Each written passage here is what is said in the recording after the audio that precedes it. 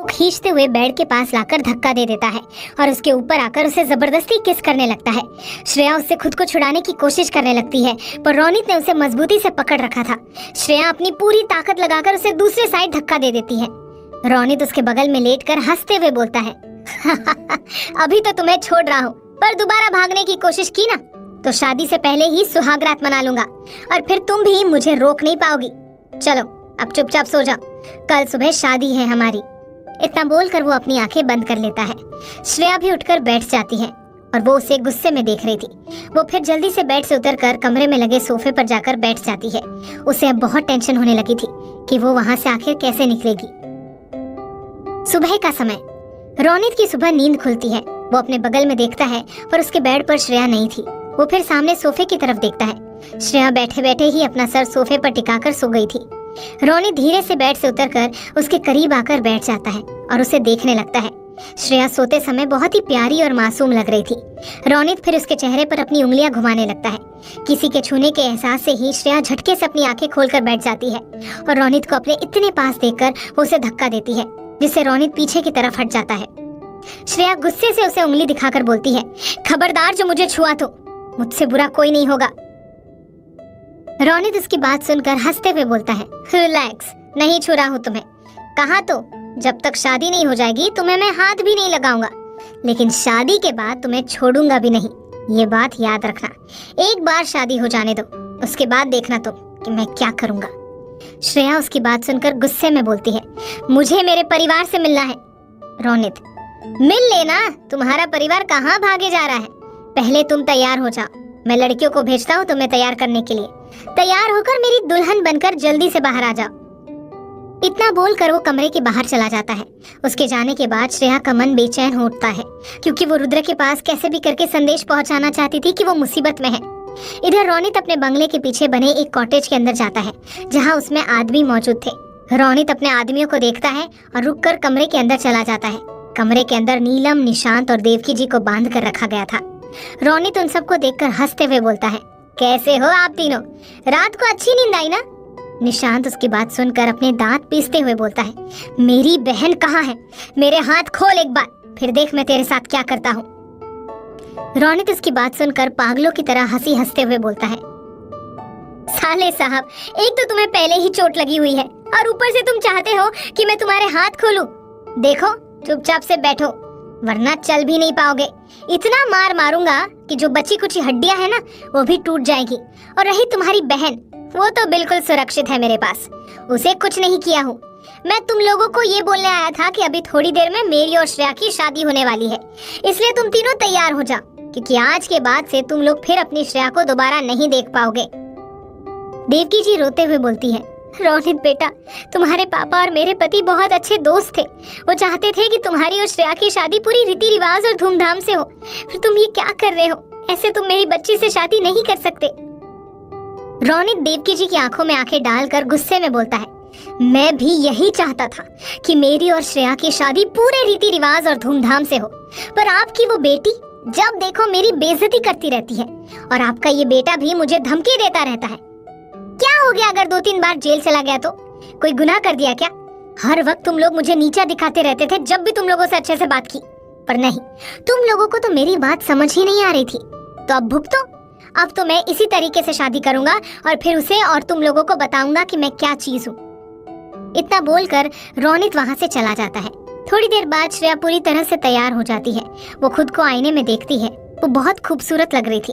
उसे फिर वो पल याद आता है जब उसकी शादी रुद्र से हुई थी। उस समय वो शादी से बिल्कुल भी खुश नहीं थी, क्योंकि वो अपनी दोस्त के लिए रुद्र की शादी में गई थी, पर गलती से रुद्र की शादी उससे हो गई थी, जिस कारण वो तरीका खोज रही थी रुद्र से अलग होने का। पर आज उसे रुद्र की बहुत याद आ रही थी। उसका मन कर रहा था कि रुद्र उसके पास आ जाए और वो उसके सीने से जाकर लग जाए, क्योंकि उसकी बाहों में श्रेया को सुकून जो महसूस होता था। वो रुद्र के अलावा किसी और की पत्नी नहीं बनना चाहती थी। तभी एक आवाज आती है, श्रेया। श्रेया आवाज सुनकर पीछे पलट कर देखती है। उसके पीछे रुद्र खड़ा था और मुस्कुरा रहा था। श्रेया की आंखें भर जाती है रुद्र को देखकर। वो उसके पास भागकर जाती है और उसके गले लग जाती है। रुद्र भी उसे अपनी बाहों में भर लेता है। श्रेया अपनी ही सोच में गुम थी। रोनित उसका हाथ पकड़कर उसे अपने करीब खींच लेता है। उसके अचानक खींचने से श्रेया अपने होश में वापस आती है और उसे धक्का देती है। रोनित मुस्कुराकर बोलता है, चलो हमारी शादी का समय हो गया है। इतना बोलकर वो उसका हाथ पकड़कर उसे जबरदस्ती बाहर गार्डन में लाता है। श्रेया अपने चारों तरफ देख रही थी। चारों तरफ रोनित के गार्ड्स मौजूद थे और सबके हाथ में गन थी। श्रेया रोनित से बोलती है, मेरा परिवार कहाँ है? मुझे पहले उनसे मिलना है, उसके बाद ही मैं तुमसे शादी करूंगी। रोनित अपने एक आदमी को इशारा करता है। वो आदमी फिर वहां से चला जाता है। थोड़ी देर के बाद देवकी जी, नीलम और निशांत को वहां लाया जाता है। उन तीनों के हाथों को बांधा गया था। श्रेया उन्हें देखकर भागकर उनके पास जाती है। देवकी जी अपनी आंखों में आंसू लिए श्रेया से बोलती है, बेटा तू ठीक है ना? इससे तेरे साथ कुछ गलत तो नहीं किया ना?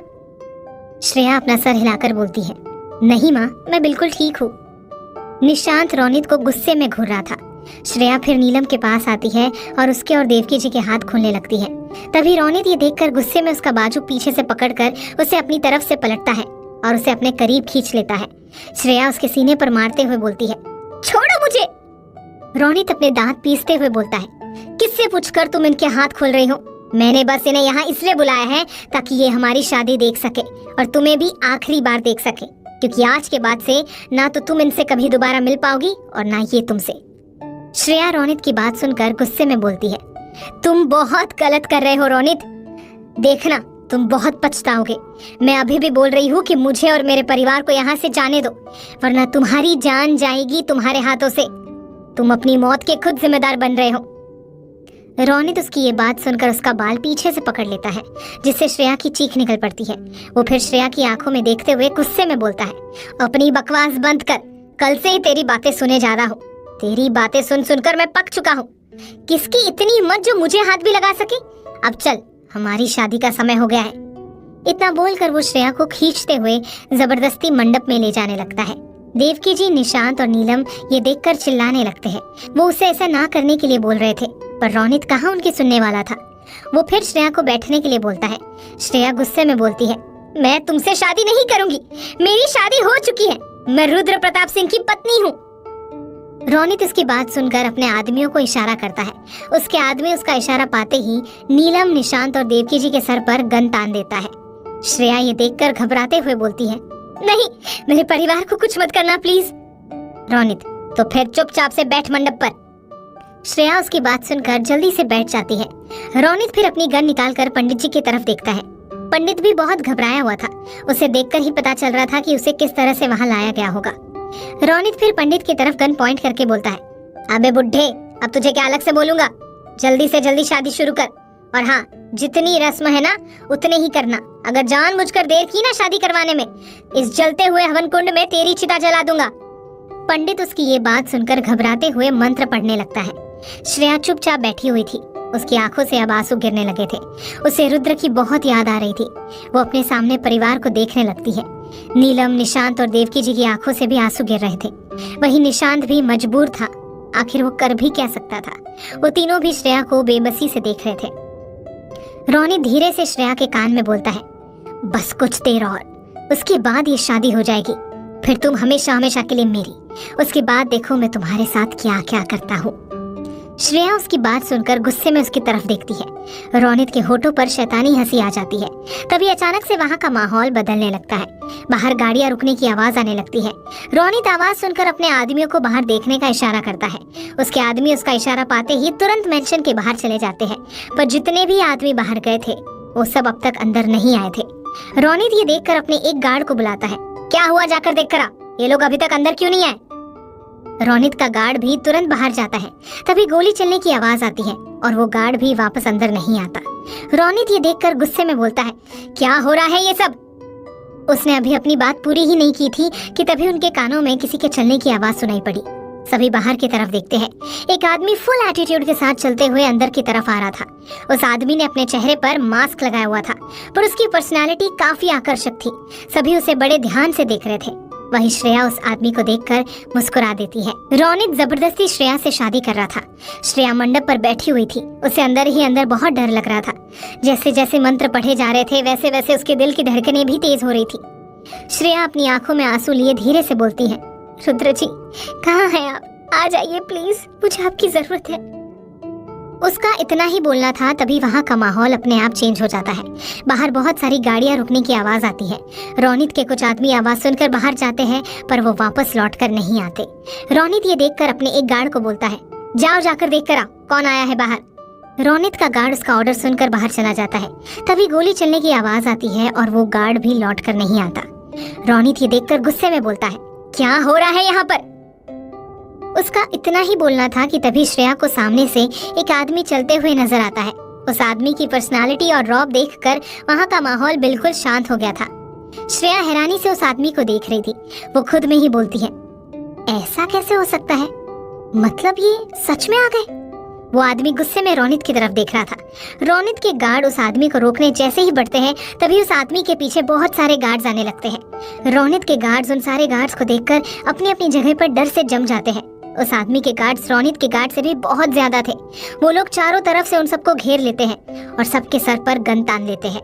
वो आदमी श्रेया के पास आता है। श्रेया जो मंडप में हैरानी से बैठी हुई थी, उसे देखकर तुरंत खड़ी हो जाती है। वो आदमी फिर श्रेया के कमर पर अपना हाथ डालकर उसे अपने करीब खींच लेता है और उसे अपनी बाहों में भर लेता है।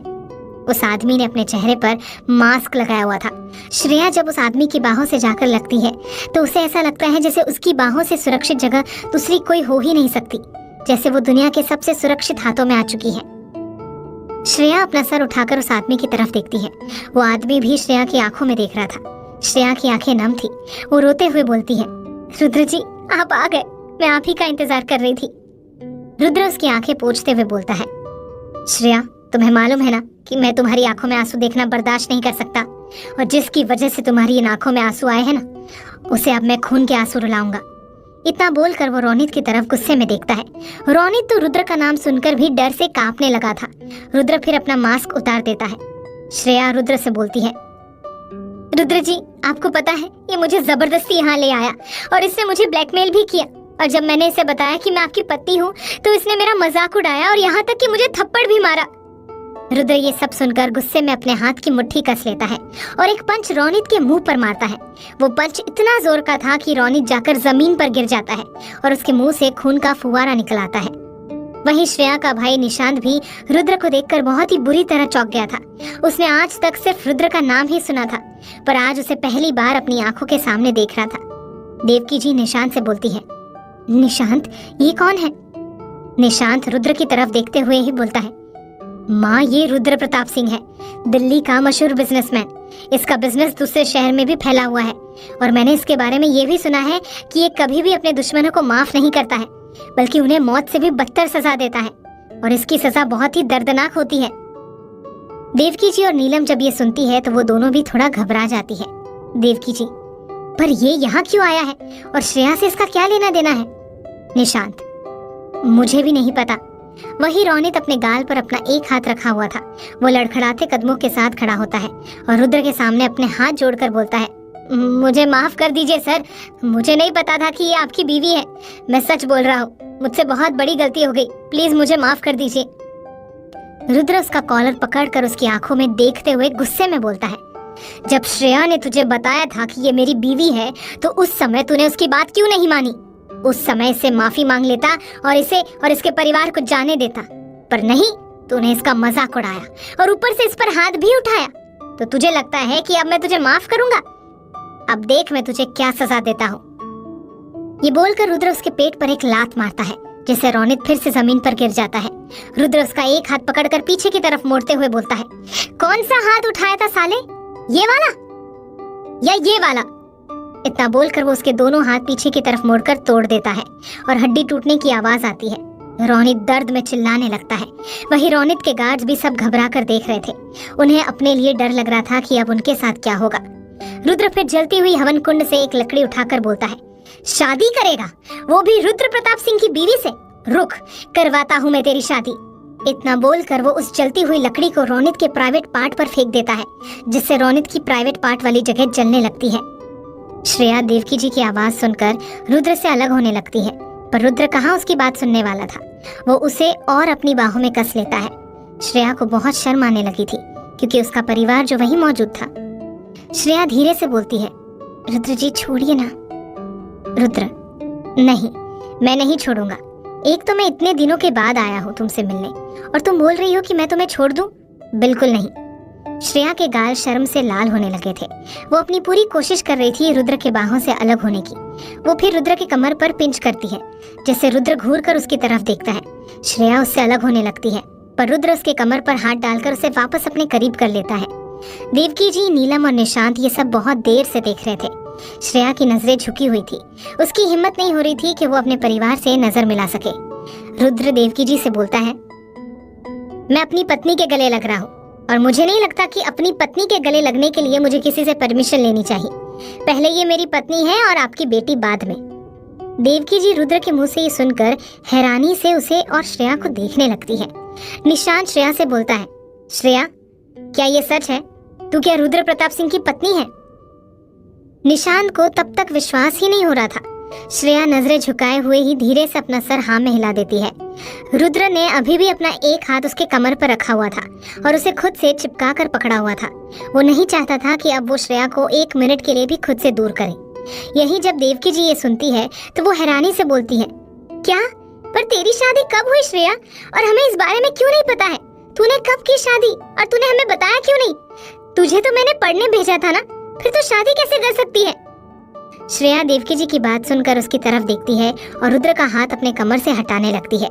रुद्र गुस्से में बोलता है, नहीं श्रेया, प्लीज रुद्र, मुझे माँ को समझाने दीजिए, फिर मैं आपके साथ चलने के लिए तैयार हूँ। रुद्र उसकी ये बात सुनकर उसे छोड़ देता है। श्रेया फिर देवकी जी के पास आकर घुटने पर बैठ जाती है और उन्हें सब कुछ बताती है कि कैसे उसकी और रुद्र की शादी हुई थी। देवकी जी, नीलम और निशांत श्रेया की बातें सुनकर बुरी तरह से चौंक जाते हैं। नीलम श्रेया से बोलती है, इसीलिए उस मॉल के मैनेजर ने तुझे मैडम कहा था, और वो कार्ड जो तूने मैनेजर को दिखाया था, उसके दिखाते ही मैनेजर ने हमसे बिल नहीं लिया, और तो और हम दोनों को बाहर छोड़ने तक आया था, और उस पुलिस वाले को भी तूने ही सस्पेंड करवा दिया। मतलब ये सब रुद्र कर रहे थे? श्रेया धीरे से अपना सर हिलाकर बोलती है, हाँ भाभी, मैंने रुद्र जी का दिया हुआ कार्ड उस मॉल के मैनेजर को दिखाया था, और उस पुलिस वाले को सस्पेंड करवाने के लिए भी रुद्र जी को कहा था। मैंने इन्हें कॉल किया था, और जब भाई को हॉस्पिटल एडमिट करवाया गया तो वहाँ डॉक्टर की टीम जो पहले से मौजूद थे, वो सब भी रुद्र जी ने करवाया था। देवकी जी, पर मैं शादी को नहीं मानती, क्योंकि शादी सिर्फ दो लोगों की ही नहीं बल्कि दो परिवारों का भी बंधन होता है, और हम सबको तो पता ही नहीं था, और यहाँ तक कि श्रेया ने बताया कि उसकी शादी गलती से हुई है, तो इस शादी को मैं नहीं मान सकती। रुद्र देवकी जी की बात सुनकर गुस्से में बोलता है, आपके ना मानने से मुझे कोई फर्क नहीं पड़ता। श्रेया मेरी पत्नी है और ये बात सच है। बाकी आप और ये दुनिया क्या सोचती है, मुझे उससे कोई मतलब नहीं है। वो फिर श्रेया का हाथ पकड़कर बोलता है, चलो अब। श्रेया, कहाँ? रुद्र, अपने घर, और कहाँ? पर मेरा परिवार? रुद्र, इनकी चिंता मत करो, मेरा आदमी इन्हें घर पहुंचा देंगे, और तुम अब मेरे साथ चल रही हो, मुझे अब कुछ भी नहीं सुनना है। इतना बोलकर वो श्रेया को वहां से ले जाने लगता है। निशांत श्रेया को पीछे से आवाज लगाता है। तभी रुद्र का आदमी विक्रम निशांत के सामने आकर खड़ा हो जाता है और उससे बोलता है, कोई फायदा नहीं है मैडम को आवाज लगाने का, क्योंकि अब वो रुद्र सर के साथ जा रही है। अगर आपको उनसे मिलना है तो आप आज शाम को मेंशन में आकर उनसे मिल सकते हैं। अब चलिए, आप लोगों को घर भी छोड़ना है। ये बोलकर विक्रम वहाँ से बाहर आ जाता है। निशांत, नीलम और देवकी जी भी फिर उसके पीछे आते हैं। वो तीनों फिर कार में आकर बैठ जाते हैं और कार उनके घर की तरफ चल पड़ती है। रुद्र की कार मेंशन के बाहर आकर रुकती है। श्रेया मेंशन को बड़े ध्यान से देख रही थी। रुद्र कार से उतरकर श्रेया की तरफ का दरवाजा खोलता है। श्रेया भी फिर बाहर आती है और पूरे मेंशन को देखने लगती है। रुद्र उसका हाथ पकड़कर उसे अंदर ले जाता है। अंदर एक नौकरानी थी। वो रुद्र को देखकर उसके सामने आकर अपना सर झुका लेती है। रुद्र श्रेया से बोलता है, हम कुछ दिन यहाँ रहेंगे, फिर मैं तुम्हें लंदन ले जाऊंगा। श्रेया उसके मुंह से लंदन सुनकर हैरानी से बोलती है, क्या लंदन? पर लंदन क्यों जाना है? रुद्र, क्योंकि मेरा पूरा परिवार तुमसे मिलना चाहता है और हमारा जाना जरूरी है। माँ का भी कॉल आया था, वो भी हमसे मिलना चाहती है, इसलिए हम 2 दिन के बाद लंदन के लिए निकल जाएंगे।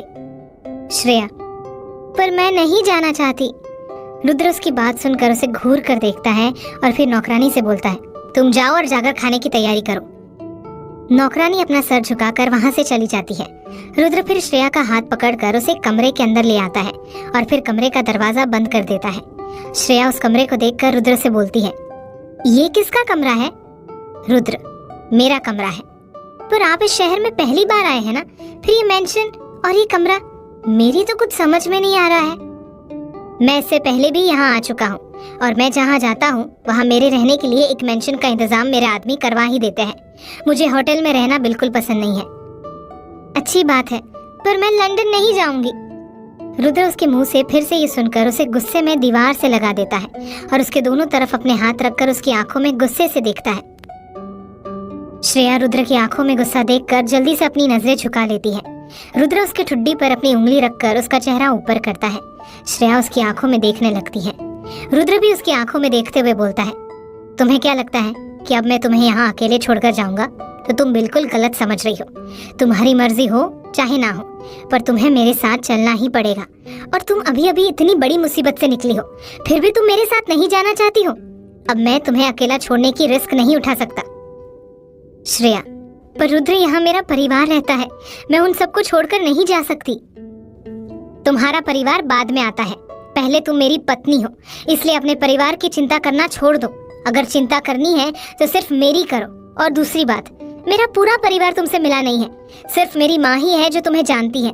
इसलिए तुम्हारा मेरे साथ जाना बहुत जरूरी है, क्योंकि सभी रुद्र प्रताप सिंह की पत्नी से मिलना चाहते हैं और ये बहुत बड़ी बात है, तो तुम्हारा मेरे साथ जाना बहुत जरूरी है। श्रेया फिर कुछ नहीं बोलती, क्योंकि वो जानती थी कि रुद्र उसकी बात नहीं मानेगा, क्योंकि उसने डिसाइड कर लिया था कि उसे लंदन लेकर जाएगा ही जाएगा, फिर चाहे कुछ भी हो जाए। रुद्र उसे ही देख रहा था। वो उससे आगे बोलता, तुम्हें नहीं लगता कि तुम कुछ भूल रही हो? श्रेया उसकी बात सुनकर हैरानी से बोलती है, क्या भूल रही हूँ? मैंने तुम्हारी इतनी हेल्प की, अगर मैं सही टाइम पर नहीं आता तो वो लड़का तुमसे शादी कर लेता। मैंने वहाँ समय पर आकर तुम्हें उससे बचाया है, और यहाँ तक कि तुम्हारे परिवार को भी, फिर भी तुमने मुझसे कुछ नहीं कहा। श्रेया को भी रुद्र की ये बात सुनकर अपनी गलती का एहसास होता है। वो फिर जल्दी से बोलती है, थैंक यू रुद्र जी, अगर आप समय पर नहीं आते तो पता नहीं क्या हो जाता। रुद्र, बस थैंक यू बोलोगी? हाँ तो और क्या बोलूं? सिर्फ थैंक यू? तुम्हें ही लगता कि तुम्हें मुझे किस भी करना चाहिए मेरे होठों पर? रुद्र की ये बात सुनकर श्रेया के कान गर्म हो जाते हैं और चेहरा शर्म से लाल हो जाता है। रुद्र उसके चेहरे को देखकर हल्का मुस्कुरा देता है। श्रेया अपनी नजरें झुकाकर बोलती है, रुद्र जी, मैंने आपसे कहा है ना कि आपको 1 साल तक इंतजार करना पड़ेगा। रुद्र उसकी बात सुनकर गुस्से में बोलता है, पता नहीं तुम्हारा ये 1 साल कब खत्म होगा। खैर छोड़ो, जाओ और जाकर चेंज कर लो। क्या? मैंने कहा जाकर कपड़े बदलो, पूरा दिन क्या दुल्हन के जोड़े में रहोगी? श्रेया अपने कपड़े को देखकर बोलती है, पर मैं क्या करूं, मेरे पास तो यहाँ कपड़े भी नहीं है। अगर घर जाती तो वहाँ मेरे कपड़े भी थे, पर आप तो सीधा मुझे यहाँ ले आए। अब यहाँ पर क्या पहनूं मैं? रुद्र उसका हाथ पकड़कर उसे अलमारी के पास लाता है और अलमारी खोलकर उससे बोलता है, इसमें कपड़े रखे हुए हैं, जो मर्जी है वो पहन सकती हो। श्रेया उन कपड़ों को देखती है। सभी अलग अलग ब्रांड के महंगे कपड़े पहले से ही वहाँ रखे हुए थे। श्रेया उन कपड़ों को देखकर हैरानी से रुद्र की तरफ देखती है। रुद्र उसे आंखों से इशारा करता है। श्रेया फिर सर हिलाकर एक ड्रेस लेकर क्लोजेट रूम में चली जाती है। थोड़ी देर के बाद वो चेंज करके बाहर आती है और कमरे में देखती है, कमरे में रुद्र नहीं था। श्रेया फिर बाथरूम का दरवाजा खोलकर बाथरूम के अंदर जाती है, पर अंदर का नजारा देखकर उसकी चीख निकल पड़ती है, क्योंकि रुद्र बाथटब में बिना कपड़ों के बैठा हुआ था। श्रेया उसे देखकर जल्दी से अपनी आंखें बंद कर लेती है और पीछे की तरफ पलटकर गुस्से में बोलती है, रुद्र जी, आप कितने बेशर्म हो, ऐसे बाथरूम खुला छोड़कर कौन आता है? और आपके शरीर में एक भी कपड़ा क्यों नहीं है? अगर कोई आ जाता तो? रुद्र उसकी बात का कोई जवाब नहीं दे रहा था। श्रेया फिर अपनी आंखें खोल लेती है, पर हिम्मत नहीं हो रही थी कि वो पलटकर उसे देखे। वो उसे वैसे ही बोलती है, क्या हुआ रुद्र जी, आप कोई जवाब क्यों नहीं दे रहे? रुद्र, पहले मेरी तरफ देखो, तुम मेरी तरफ पीठ करके खड़ी हो, इसलिए मैं तुम्हारी बातों का जवाब नहीं दे रहा हूँ। अगर मुझसे कुछ बोलना है तो मेरी तरफ देखकर बोलो। श्रेया गुस्से में, मुझे कुछ बोलना ही नहीं है। इतना बोलकर वो बाथरूम के बाहर जाने लगती है, पर तभी रुद्र पीछे से उसका हाथ पकड़कर उसे अपने करीब खींच लेता है, जिससे श्रेया उसकी बाहों में आ जाती है। रुद्र का पूरा शरीर गीला था और उस समय वो बहुत हॉट लग रहा था। रुद्र श्रेया को मिरर के सामने लगे चेयर पर बैठाता है और फिर टॉवेल से उसका सर पोंछने लगता है। श्रेया मिरर में रुद्र को ही देख रही थी। उसके होठों पर हल्की मुस्कुराहट थी। उसे अब रुद्र पसंद आने लगा था। वो रुद्र से प्यार करने लगी थी। रुद्र भी श्रेया की तरफ देखकर अपनी आंखों से इशारा करता है कि क्या हुआ। श्रेया नाम में अपना सिर हिला देती है और फिर अपनी नजरें झुकाकर मुस्कुराने लगती है। रुद्र भी मुस्कुरा देता है। थोड़ी देर के बाद दोनों रेडी होकर नीचे खाना खाने आते हैं। घर की नौकरानी खाना रखकर चली जाती है। रुद्र श्रेया को देखने लगता है। श्रेया, क्या हुआ? खाना खाइए। नहीं, मुझे अपने हाथों से खिलाओ। मैं क्यों खिलाऊं? आप बच्चे हो क्या जो मैं आपको अपने हाथों से खिलाऊं? आज खाऊंगा तो मैं तुम्हारे हाथों से ही, वरना आज मैं पूरा दिन भूखा रहूंगा। ठीक है, तो फिर रहिए भूखे। इतना बोलकर वो अपना खाना खा लेती है। रुद्र उसे ही देख रहा था। श्रेया को भी उसकी नजरें अपने ऊपर फील हो रही थी, पर वो उसकी तरफ नजर उठाकर नहीं देख रही थी। खाना खाने के बाद श्रेया जाने लगती है। रुद्र वहीं बैठा हुआ था, वो उसे नहीं रोकता। करीब 2 मिनट के बाद श्रेया वापस आकर रुद्र के बगल में बैठती हुई बोलती है, आप ना बहुत जिद्दी हैं। इतना बोलकर वो खाने का निवाला उसकी तरफ बढ़ा देती है। रुद्र उसकी बात सुनकर मुस्कुरा कर बोलता है, तुम्हारे प्यार को पाने के लिए अगर मुझे जिद्दी भी होना पड़े ना, तो मुझे ये मंजूर है। श्रेया, अच्छा ये बात है, और अगर मैं नहीं आती तो क्या आप पूरा दिन भूखे रहते? रुद्र उसका हाथ थामकर उसकी आंखों में देखते हुए बोलता है, मुझे पता था कि तुम जरूर आओगी, तुम मुझे भूखा नहीं रहने दोगी। जिस तरह से तुम्हें मेरे ऊपर विश्वास था कि मैं तुम्हें उस लड़के से बचाने आऊंगा, तुम्हारी शादी उससे नहीं होने दूंगा, वैसे ही मुझे तुम पर पूरा विश्वास है। अब इतना तो तुम्हारे साथ रहते रहते तुम्हें जानने लगा हूँ। तुम कहती नहीं हो, पर मैं जानता हूँ कि तुम भी मुझसे अब प्यार करने लगी हो। श्रेया उसकी बात सुनकर मुस्कुराकर अपनी नजरें झुका लेती है। तभी विक्रम अंदर आता है और रुद्र के सामने अपना सर झुकाकर बोलता है, सर, मैडम की फैमिली आई है और वो इनसे मिलना चाहती है। श्रेया और रुद्र विक्रम की आवाज सुनकर उसकी तरफ देखने लगते हैं। श्रेया विक्रम की बात सुनकर उठते हुए बोलती है, क्या माँ आई है? मैं अभी जा रही हूँ माँ से मिलने। इतना बोलकर वो जैसे ही जाती है, तभी रुद्र उसका हाथ पकड़कर उसे अपनी गोद में खींच लेता है। श्रेया सीधा उसकी गोद में आकर बैठ जाती है। रुद्र उसके कमर को पकड़ते हुए बोलता है, इतनी भी जल्दी क्या है जाने की? श्रेया विक्रम की तरफ देखने लगती है। उसे बहुत शर्म आ रही थी, क्योंकि विक्रम अभी भी वहाँ खड़ा था और रुद्र ने श्रेया को इस तरह से अपनी गोद में जो बैठा लिया था। पर विक्रम अपना सर झुकाकर अपनी नजरें नीचे करके खड़ा था, क्योंकि अगर वो एक बार भी नजर उठाकर श्रेया की तरफ देखता तो रुद्र उसकी आंखें निकाल लेता। इसलिए विक्रम की हिम्मत नहीं थी कि वो नजर उठाकर श्रेया और रुद्र को देख सके। श्रेया धीरे से रुद्र को बोलती है, छोड़िए मुझे, आपको दिख नहीं रहा है कि आपका आदमी भी यहीं खड़ा है और आप ऐसे इसके सामने मुझे कैसे अपनी गोद में बैठा सकते हैं? थोड़ा तो शर्म कीजिए, आप ना बहुत बेशर्म हैं। रुद्र श्रेया की बात सुनकर विक्रम की तरफ देखता है, जो अपनी नजरें झुकाए खड़ा था। वो फिर श्रेया से बोलता है, इसकी हिम्मत नहीं है जो ये हमें देखे, क्योंकि अगर इसने ये गलती की तो इसे इसकी बहुत बुरी सजा मिलेगी। और ये बात ये भी जानता है, तो तुम ज्यादा दूसरों के बारे में सोचना बंद करो। अगर सोचना ही है तो सिर्फ मेरे बारे में सोचो, समझी? फिर विक्रम की तरफ देखकर बोलता है, तुम जाओ यहाँ से, उनको बोलो वेट करे, मैं श्रेया को लेकर अभी आता हूँ। विक्रम अपना सर हल्का हिलाकर वहाँ से चला जाता है। श्रेया कुछ मिनटों के बाद रुद्र की गोद से खड़ी हो जाती है। रुद्र भी खड़ा होकर उसके कमर पर अपना हाथ डालकर उसे अपने करीब कर लेता है और फिर उसे हॉल में ले आता है। हॉल के सोफे पर देवकी जी, निशांत और नीलम बैठे हुए थे। वो तीनों रुद्र का मेंशन देख रहे थे। रुद्र का मेंशन बहुत ही बड़ा और शानदार था। वहाँ की हर एक चीज बहुत ही महंगी और विदेश से मंगवाई गई थी। नीलम का तो मुंह खुला का खुला रह गया था, इतना बड़ा मेंशन और इतनी सारी चीजें देखकर। वहीं नौकर भी बड़े ही सलीके से अपना काम कर रहे थे। कोई भी नौकर आवाज नहीं कर रहा था। ये सब निशांत और नीलम बड़े ध्यान से देख रहे थे। वहीं उनके सामने टेबल पर खाने की अलग अलग डिशेस रखी हुई थी और पीने के लिए कई सारे जूस के ग्लास रखे थे, जो शायद ही उन्होंने कभी देखे होंगे। नीलम तो अब तक सारे खाने की चीजें टेस्ट कर चुकी थी और उसे बहुत ही पसंद आया था। नीलम एक और खाने की प्लेट उठाकर उसमें से जैसे ही खाना अपने मुंह में डालने जाती है, तभी देवकी जी उसे गुस्से में बोलती है, नीलम, पिछले 10 मिनट से तुम हर एक चीज खा रही हो, भूलो मत कि हम यहाँ खाना खाने नहीं आए हैं।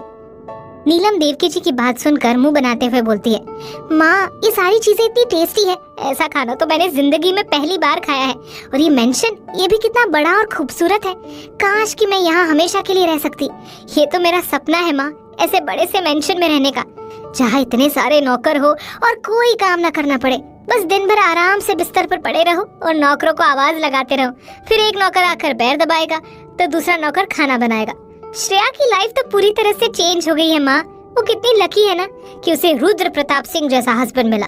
उसका पति कितना अमीर है, पूरी दुनिया उसके पति को जानती है और सब उसके पति से डरते भी है। उसके एक ऑर्डर पर उस पुलिस वाले को सस्पेंड कर दिया। और वो मॉल जहाँ मैं और श्रेया शॉपिंग करने गए थे, वो कितना महंगा मॉल था, पर रुद्र जी का कार्ड देखते ही उस मॉल के मैनेजर ने हमसे बिल भी नहीं लिया और यहाँ तक हमें बाहर छोड़ने भी आया था। ये होता है रुबाब अमीर लोगों का, इनकी तो बात ही अलग है। ये सब बोलकर वो जैसे ही देवकी जी की तरफ देखती है तभी वो घबरा जाती है, क्योंकि देवकी जी उसे बहुत ही बुरी तरह से गुस्से में घूर रही थी। नीलम देवकी जी के गुस्से भरी नजरों को देखकर तुरंत अपना सर झुका लेती है। तभी उन सबके कानों में जूतों की आवाज सुनाई पड़ती है। सभी आवाज के दिशा की तरफ देखते हैं। सामने से रुद्र और श्रेया चलते हुए आ रहे थे। नीलम श्रेया के कपड़ों की तरफ देखती है जो काफी स्टाइलिश और महंगा लग रहा था। उसमें बना डिजाइन देखकर तो नीलम का भी मन कर जाता है उन कपड़ों को पहनने का। वो श्रेया के पास जाकर उसके कपड़ों को ऊपर से नीचे देखते हुए बोली, श्रेया तेरे कपड़े तो बहुत ही खूबसूरत है, तूने ये कब खरीदे? क्या रुद्र जी ने तुझे गिफ्ट दिया है? तू मुझे भी देगी क्या पहनने के लिए? कितने के हैं? श्रेया नीलम के इतने सारे सवाल सुनकर उसे देखने लगती है।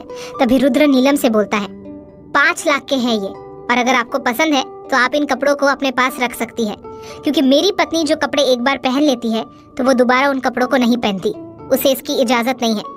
बाद में वो कपड़े वो दान कर देती है। अगर आपको चाहिए तो आप ले लीजिए। नीलम रुद्र की बातें सुनकर हैरानी से बोलती है, क्या कहा? 5 लाख? और श्रेया इन कपड़ों को एक बार पहन लेगी तो दोबारा नहीं पहन सकती? फिर तो ये कपड़े आप मुझे ही दे दीजिए रुद्र जी, और आपका ये मेंशन भी। रुद्र उसके मुंह से ये सुनकर उसे बुरी तरह से घूर कर देखने लगता है। क्या कहा? 5 लाख? और श्रेया इन कपड़ों को एक बार पहन लेगी तो दोबारा नहीं पहन सकती? फिर तो ये कपड़े आप मुझे ही दे दीजिए रुद्र जी, और आपका ये मेंशन भी। रुद्र उसके मुंह से ये सुनकर उसे बुरी तरह से घूर कर देखने लगता है। अब आगे। नीलम जब रुद्र की नजरों को देखती है तो घबरा जाती है। तभी देवकी जी गुस्से में नीलम से बोलती है, नीलम तेरा क्या दिमाग खराब हो गया है? ये तू क्या बोल रही है? तुझे ये मेंशन चाहिए?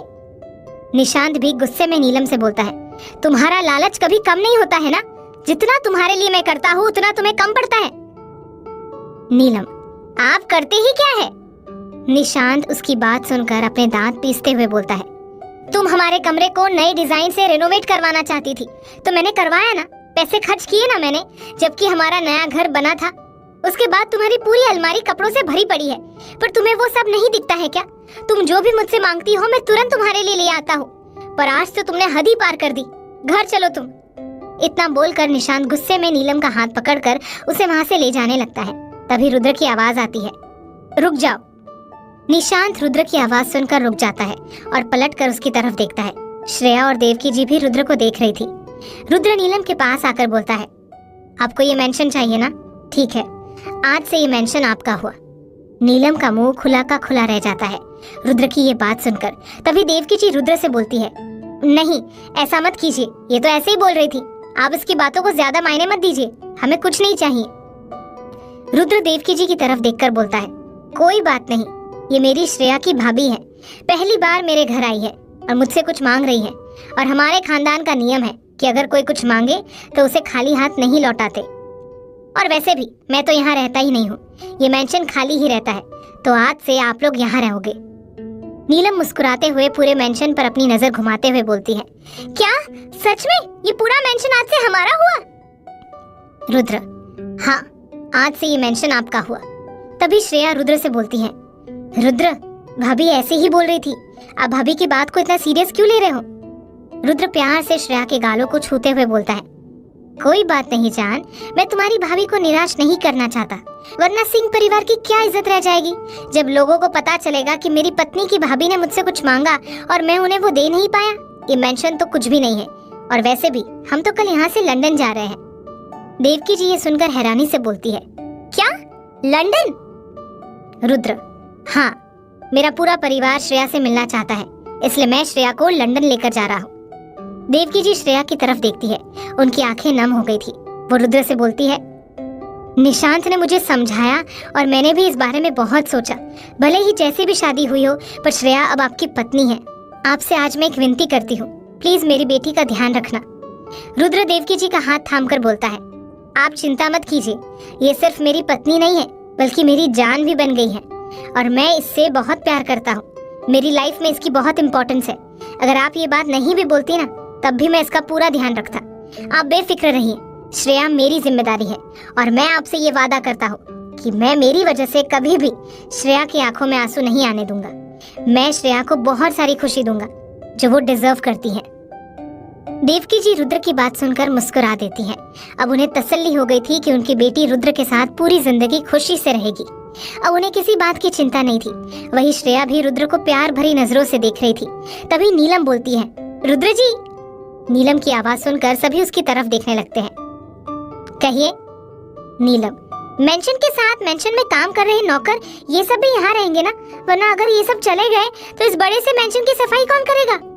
रुद्र उसे बहुत ही अजीब नजरों से देखता है, फिर उससे बोलता है, बिल्कुल, मेंशन के नौकर यहीं रहेंगे।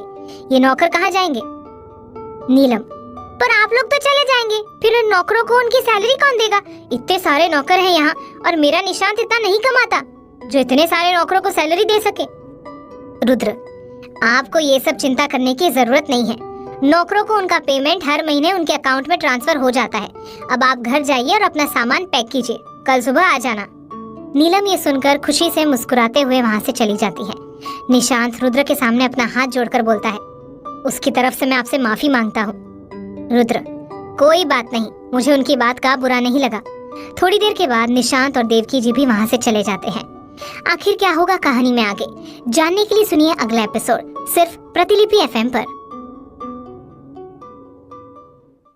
गोद में उठा लेता है और बेड पर लेटा देता है। श्रेया उसे ही देख रही थी। रुद्र फिर उसके ऊपर आकर उसके होठों के करीब अपने होठ लाने लगता है। श्रेया ये देखकर उसके होठों पर अपने हाथ रखकर बोलती है, रुद्र जी, आप शायद भूल रहे हैं कि मैंने आपसे 1 साल का समय मांगा था। रुद्र ये बात सुनकर उसका हाथ अपने होठों से हटाकर बोलता है, तुम्हारा वो 1 साल मुझे बहुत गुस्सा दिलाता है। देखो, अब मैं कंट्रोल नहीं कर पाऊंगा। श्रेया इससे पहले कुछ बोलती तब तक रुद्र उसके होठों पर अपने होठ रखकर किस करने लगता है। श्रेया अपनी आंखें बंद कर लेती है। रुद्र उसे डीप किस कर रहा था। थोड़ी देर में श्रेया की सांसें फूलने लगती है, पर रुद्र अभी भी उसे किस ही कर रहा था। श्रेया उसे अपने ऊपर से हटा भी नहीं पा रही थी क्योंकि रुद्र का वजन ज्यादा था। श्रेया फिर उसके होठों पर अपने दांतों से बाइट करती है, जिस कारण रुद्र किस करते हुए रुक जाता है और उसे देखकर हंसते हुए बोलता है, मेरी जंगली बिल्ली, आई लव यू। तुम्हारा ये अंदाज मुझे बहुत पसंद है। इतना बोलकर वो श्रेया के गले में किस करने लगता है। श्रेया भी उसके बालों और पीठ पर अपने हाथ घुमाने लगती है। रुद्र फिर कमरे की सारी लाइट ऑफ कर देता है। थोड़ी देर के बाद श्रेया और रुद्र एक दूसरे की बाहों में सुकून से सो जाते हैं। क्या होगा कहानी में आगे, जानने के लिए सुनिए अगला एपिसोड सिर्फ प्रतिलिपि एफएम पर। चुपचाप से जाइए और जाकर रेडी हो जाइए, हमें एयरपोर्ट भी जाना है वरना हम लेट हो जाएंगे। रुद्र उसका हाथ पकड़कर उसे दीवार से लगा देता है और उसकी आंखों में देखते हुए बोलता है, मैंने कहा पहले गुड मॉर्निंग किस दो, मुझे कोई लेट नहीं हो रहा और तुम शायद भूल रही हो कि हम प्राइवेट प्लेन से जाएंगे। अब चलो किस करो मुझे। श्रेया फिर से अपना सिर ना में हिला देती है। रुद्र, ठीक है फिर मैं किस अपने तरीके से ले लेता हूँ। इतना बोलकर वो जैसे ही अपने होठ उसके होठों के करीब लाने लगता है, तभी श्रेया अपने दोनों हाथों से अपने होठ ढक लेती है। रुद्र उसकी आंखों में देखकर बोलता है, अपने हाथ हटाओ। नहीं, मैं अपनी पूरी कोशिश करूंगी आपको रोकने की। रुद्र उसकी ये बात सुनकर अपनी एक आईब्रो उठाकर बोलता है, अच्छा पूरी कोशिश करोगी, ठीक है, मैं भी देखता हूँ तुम कब तक ऐसी ही खड़ी रहती हो। तुम तो जानती हो ना कि मैं बहुत जिद्दी हूँ। मैं तब तक तुम्हें यहाँ से नहीं जाने दूंगा जब तक तुम मुझे किस नहीं करती। श्रेया उसे कुछ नहीं बोलती। वो अपने होठों पर अपने हाथों से ढके हुए ही उसे देख रही थी। रुद्र भी उसके दोनों तरफ अपने हाथ किए हुए उसकी आंखों में देख रहा था। कुछ देर बाद श्रेया अपना हाथ हटा लेती है। क्या हुआ, कोशिश नहीं करनी मुझे रोकने की? कर लो कोशिश। नहीं, मैं जानती हूँ कि आप मुझे यहाँ से जाने नहीं देंगे और ना ही आप जाएंगे, इसलिए आप मुझे किस कर लीजिए। रुद्र ये सुनकर मुस्कुरा देता है, फिर उसके होठों पर अपने होठ रखकर किस करने लगता है। श्रेया अपनी आंखें बंद कर लेती है। कुछ देर लंबी किस करने के बाद रुद्र उसके होठों से अलग होता है। दोनों लंबी सांसें ले रहे थे। रुद्र फिर उसके माथे पर किस करके बोलता है, तुम चलो मैं आता हूँ। श्रेया कमरे के बाहर चली जाती है। थोड़ी देर के बाद रुद्र भी रेडी होकर नीचे हॉल में आता है। श्रेया अपनी माँ और अपने भाई से सोफे पर बैठकर बात कर रही थी। वहीं नीलम मेंशन को घूम घूम कर देख रही थी। वो फिर रुद्र को देखकर उसके पास आ जाती है और मुस्कुराकर बोलती है, रुद्र जी, आप लोग कब निकलेंगे एयरपोर्ट जाने के लिए? रुद्र उसकी बात सुनकर उसे घूर कर देखते हुए बोलता है, क्यों, आपको बहुत जल्दी है हमें यहाँ से भेजने की?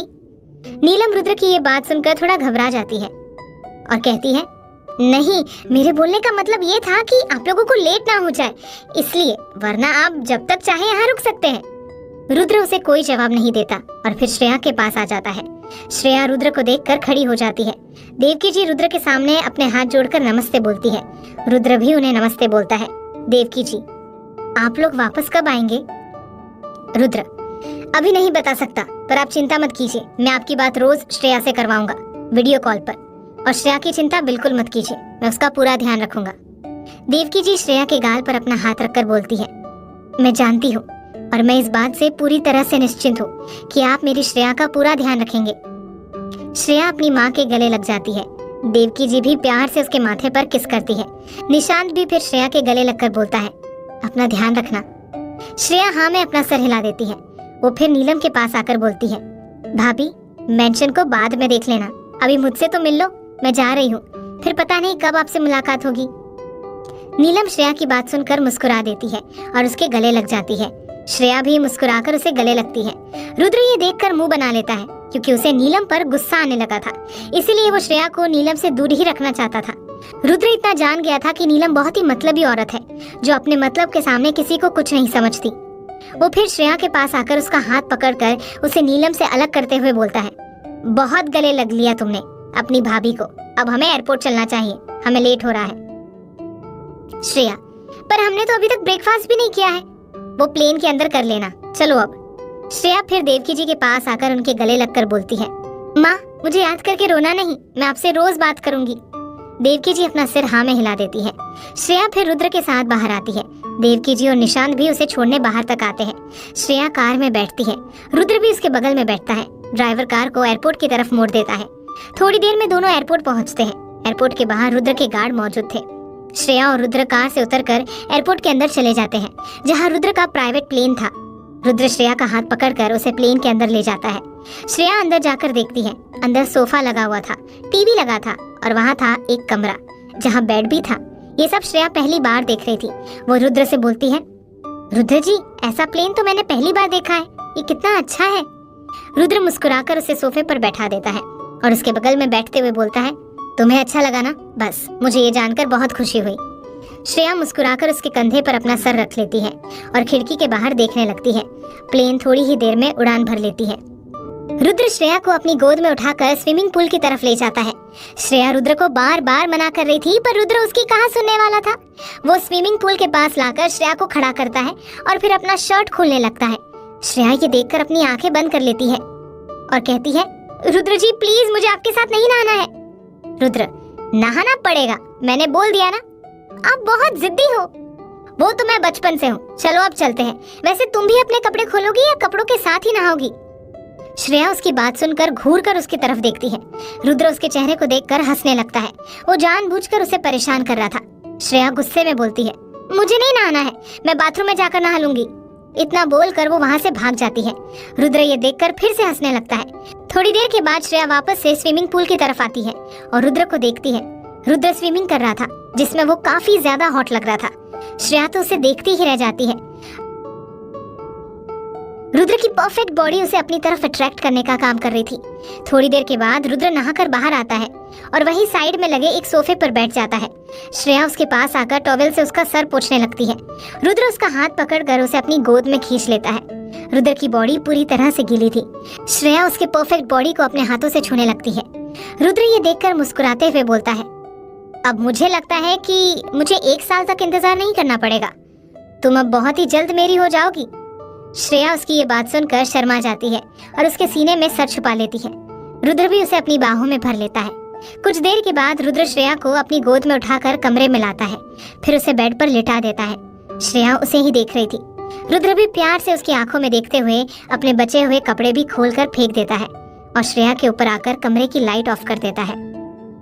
अगले दिन घर के सारे सदस्य अपने कमरे में थे। अभी सुबह के 6 बज रहे थे। तभी उन सबके कानों में भजन की आवाज सुनाई पड़ती है। भजन की आवाज सुनकर महेंद्र प्रताप सिंह अपनी पत्नी सावित्री की तरफ देखकर बोलते हैं, आज से पहले इस महल में कभी भी भजन की आवाज नहीं सुनाई दी। पूजा तो होती है, पर सिर्फ अपनी जिम्मेदारी को पूरा करने के लिए। वनराज और आलोक ऑफिस जाते समय मंदिर में हाथ जोड़ लेते हैं, जैसे कि उनकी जिम्मेदारी पूरी हो गई। और बहू भी इतना पूजा पाठ तो नहीं करती। आप भी सिर्फ सुबह शाम सिर्फ मंदिर में दिया जलाकर आती हो, पर आज भजन की आवाज। भजन पहली बार इस महल में सुनाई दे रहा है, पर भजन गा कौन रहा है? सावित्री अपने पति के इतने सारे सवाल सुनकर नाराजगी के साथ बोलती है, आप क्या सारे सवाल कमरे में ही पूछ लेना चाहते हैं? बाहर चलेंगे तब तो पता चलेगा ना कि ये भजन कौन गा रहा है। महेंद्र जी ये सुनकर तुरंत कमरे के बाहर चले जाते हैं। सावित्री भी उनके पीछे जाती है। थोड़ी देर में सभी सदस्य अपने अपने कमरे से निकलकर नीचे मौजूद मंदिर में आते हैं। तभी उनकी नजर सामने खड़ी श्रेया पर जाती है। श्रेया ने लाल कलर की साड़ी पहनी हुई थी। उसके दोनों हाथों में चूड़ियां भरी हुई थी। मांग में सिंदूर और गले में मंगलसूत्र पहने वो बहुत ज्यादा प्यारी और खूबसूरत लग रही थी। उसके बाल खुले हुए थे, उसमें से पानी टपक रहा था। श्रेया मंदिर में खड़ी भजन गा रही थी। वहीं सारे महल के नौकर साइड में अपने हाथ जोड़कर खड़े थे। श्रेया की आवाज इतनी मीठी थी कि उसकी आवाज सुनकर कोई भी आ जाए। श्रेया के हाथ में आरती की थाल थी और वो भगवान की आरती करते हुए भजन गा रही थी। आरती कुंज बिहारी की, श्री गिरिधर कृष्ण मुरारी की। आरती कुंज बिहारी की, श्री गिरिधर कृष्ण मुरारी की। श्रेया को इस तरह मंदिर में भजन गाते हुए देखकर सबके होठों पर बड़ी सी मुस्कुराहट आ जाती है। महेंद्र प्रताप सावित्री से बोलते हैं, अच्छा तो भजन मेरी पोता बहू गा रही थी, आज तो इन्होंने हमारा दिल ही जीत लिया। रुद्र महेंद्र प्रताप सिंह से बोलता है, दादाजी मेरी पत्नी है, इसलिए आपको शाबाशी तो मुझे देनी चाहिए। महेंद्र प्रताप रुद्र की तरफ देखते हुए बोलते हैं, हाँ शाबाशी तो मैं दूंगा, क्योंकि जिंदगी में पहली बार तूने इतना अच्छा काम किया है। पर मेरी समझ में ये नहीं आ रहा कि तेरी किस्मत इतनी अच्छी कैसे हो सकती है। तुझे श्रेया जैसी पत्नी कैसे मिल गई? रुद्र महेंद्र प्रताप की बात सुनकर मुंह बनाते हुए बोलता है, क्यों नहीं मिल सकती? महेंद्र प्रताप, क्योंकि मैं तेरी किस्मत के बारे में जानता हूँ। तेरी किस्मत इतनी अच्छी नहीं है, इसलिए मैंने ऐसा कहा। रुद्र महेंद्र प्रताप की बात सुनकर श्रेया की तरफ देखते हुए बोलता है, ये बात आपने बिल्कुल सही कही दादाजी। किस्मत से ही मिली है मुझे श्रेया, वरना मेरी शादी तो किसी और से हो रही थी। पर वो लड़की भाग गई और उसकी जगह श्रेया आ गई, वरना मेरी किस्मत में श्रेया कभी थी ही नहीं। पर अब मैं श्रेया को कभी भी खुद से दूर जाने नहीं दूंगा। महेंद्र प्रताप उसकी ये बात सुनकर मुस्कुरा